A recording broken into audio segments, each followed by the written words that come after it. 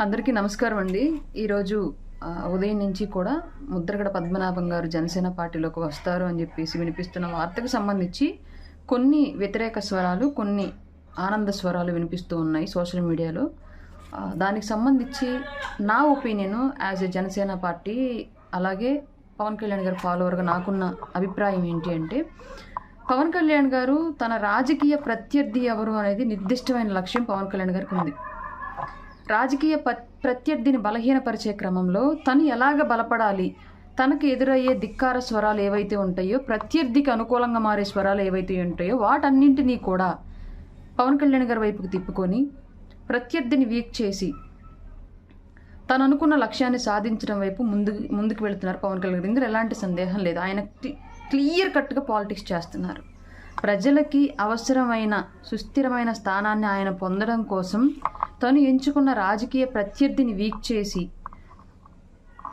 ప్రజల్ని పాలించే అవకాశం ఏ విధంగా పొందాలి, అలాగే కార్యకర్తల్ని ఎలా కాపాడుకోవాలి అనే ఇలాంటి అన్ని విషయాలను పవన్ కళ్యాణ్ గారు ఒక నిర్దిష్టమైన లక్ష్యం ఉంది, ఒక దారి ఉంది, ఒక ఆలోచన ఉంది. దాని ప్రకారం ఆయన కార్యకర్తలను కాపాడుకోవడం కోసం అప్పట్లో బీజేపీలోకి పొత్తులోకి వెళ్ళిన తర్వాత కార్యకర్తల్ని ఫైనాన్షియల్గా బలపరచడానికి కానివ్వండి, పొలిటికల్గా సస్టైనబిలిటీ తీసుకురావడానికి కానివ్వండి, అలాగే రాష్ట్రం కోసం ఒంటరిగా వెళితే మళ్ళీ ఓటమి ఎదురవుతుందేమో, రాష్ట్రం ఇంకా దారుణమైన పరిస్థితుల్లోకి దిగజారిపోతుంది కాబట్టి ప్రత్యర్థి ఎవరైతే ప్రజా కంటకుడుగా ఉన్నాడో ఆ ప్రత్యర్థిని దించి ప్రజాప్రభుత్వాన్ని స్థాపించడం కోసం ఎలాంటి ప్రణాళికలు అవసరమో దాన్ని దృష్టిలో పెట్టుకొని టీడీపీతో పొత్తులోకి వెళ్ళడంలో కానివ్వండి, బలమైన అభ్యర్థుల వేటలో నిర్మోహమాటంగా వ్యవహరిస్తూ ఎవరైతే డి అంటే డి అన్నట్లుగా ఢీకొని ఆపోనెంట్ని ఓడించి అధికారం తీసుకొచ్చి చేతిలో పెట్టగలరు అలాంటి వ్యక్తుల్ని ఎన్నుకోవటంలో కానివ్వండి, ఇలా ప్రతి విషయంలో కూడా ఆయన చాలా క్లియర్గా వెళ్తున్నారు.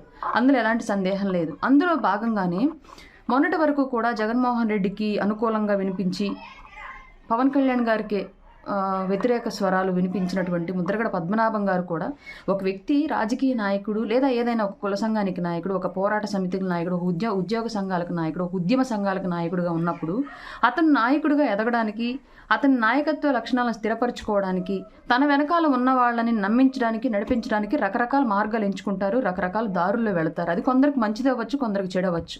అందులో భాగంగానే ముద్రగడ పద్మనాభం గారు కూడా కాపు సంఘ నాయకుడిగా తను ఎంచుకున్న మార్గంలో తన రాజకీయ నాయకత్వ సుస్థిరతని, తన కాపు సంఘ నాయకత్వ సుస్థిరతని ఏర్పాటు చేసుకోవడంలో కొన్ని దారుల్లో ఆయన వెళ్ళడం, అవి కొన్ని సక్సెస్ అవ్వడం, కొన్ని వికటించడం అనేది జరిగిన విషయం. అది కూడా రీసెంట్గా ఆయనంతటా ఆయన బయటపడేంత వరకు కూడా కొన్ని విషయాలు మనకి ఎవరికి తెలియదు. ఆయనంతటా ఆయన బయటపడ్డాడు. దాన్ని బేస్ చేసుకొని మనం వ్యతిరేక వాయిస్లు వినిపిస్తున్నప్పుడు కూడా పవన్ కళ్యాణ్ గారు క్లియర్గా చెప్పారు, పెద్ద ఆయన్ని మీరెవరు అన్నదంటే అన్నారు, నన్ను వదిలేయండి అని చెప్పేసి చెప్పారు. అంటే అది గౌరవం ఇచ్చి శత్రువుగా అవ్వాలి అనుకుంటున్న వ్యక్తిని కూడా లేదు నువ్వు నా మిత్రుడివే, నేను నీ మిత్రుత్వాన్నే ఆశిస్తున్నాను, నీ శత్రుత్వాన్ని కాదు అని చెప్పేసి చెప్పకనే చెప్పారు పవన్ కళ్యాణ్ గారు ముద్రగడ పద్మనాభం గారికి.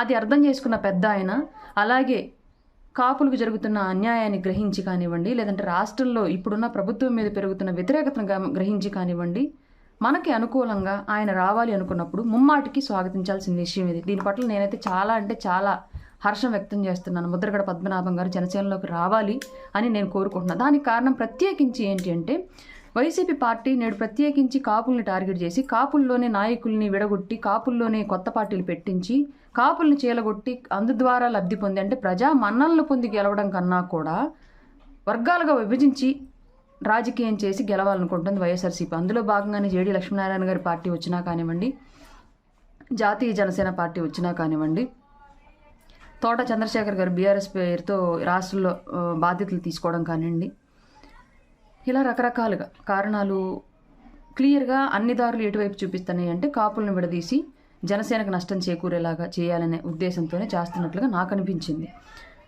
పవన్ కళ్యాణ్ గారిని అందరమే ఆయన క్యాన్వాయిన్ ఫాలో అవుతాం, ఆయన డైలాగులు ఫాలో అవుతాం, ఆయన డ్రెస్ సెన్స్ ఫాలో అవుతాం, బట్ ఆయన ఐడియాలజీ ఫాలో అవడంలో చాలామంది వెనకడుగు వేస్తున్నాం.